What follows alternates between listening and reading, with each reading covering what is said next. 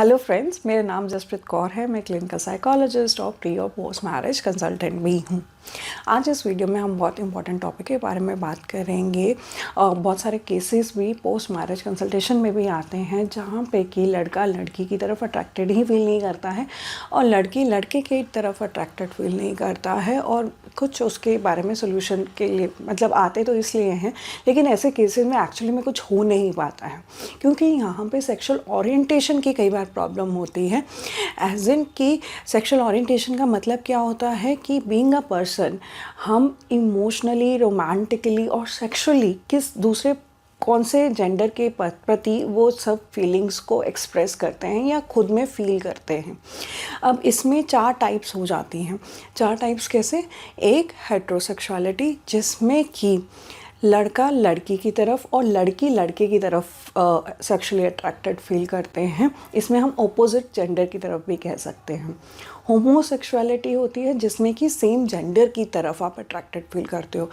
Example क्या हो जाएगा? लड़की लड़की की तरफ अट्रैक्टेड फील करेगी और लड़का लड़के की तरफ अट्रैक्टेड फील करेगा। थर्ड कैटेगरी होती है बायसेक्सुअल की, जिसमें कि एज एन इंडिविजुअल आप लड़का और लड़की दोनों की तरफ अट्रैक्टेड फील करते हो। सिमिलरली मतलब अगर लड़का है तो वो लड़की और लड़के की तरफ अट्रैक्टेड फील करेगा, लड़की भी लड़के या लड़के की तरफ अट्रैक्टेड फील कर सकते हैं। इन्हें हम बायसेक्सुअल्स कहते हैं।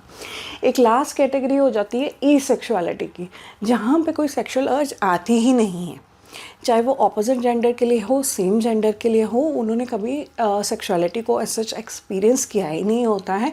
इवन अगर उन लोग एक्सपोज भी होते हैं ऐसे इन्वायरमेंट में तो उन्हें कुछ एक्चुअल में फील ही नहीं होता है।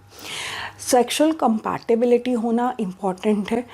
यूजुअली लड़का लड़की की जो सेक्सुअल कंपैटिबिलिटी होती है उसे हम स्ट्रेट कहते हैं। इसके बारे में हम आराम से बैठ के प्री मैरिटल कंसल्टेशन में डिस्कस कर सकते हैं और भी डिटेल में चीज़ें डिस्कस की जा सकती हैं। कुछ क्वेश्चंस ऐसे होते हैं जो दोनों फैमिलीज़ के सामने डिस्कस किए जाते हैं और कुछ सिर्फ लड़का और लड़की और कंसल्टेंट की प्रेजेंस में। अगर साइकोलॉजिस्ट के थ्रू आप कंसल्टेशन करवा रहे हैं तो उसका बेनिफिट ये भी हो जाता है कि आपको अगर कोई क्वेरी है, आपको खुद को ही नहीं समझ में आ रही कोई चीज़, तो उसकी भी क्लैरिटी मिल जाती है। देखिए, इंडिया में 2 एक्सट्रीम्स हैं। एक जिसमें लोगों को अपने बारे में पूरी अवेयरनेस है और दूसरी एक्सट्रीम ऐसी है जहाँ पे उन्हें कभी ऐसे एक्सप्लोर करने का मौका ही नहीं मिला, उन्हें मालूम ही नहीं क्या क्या चीज़ें ऑप्शंस अवेलेबल रहती हैं। तो प्री मैरिटल कंसल्टेशन में सेक्सुअल ओरिएंटेशन को लेके आपको पूरी डिटेल में क्लैरिटी मिल जाती है।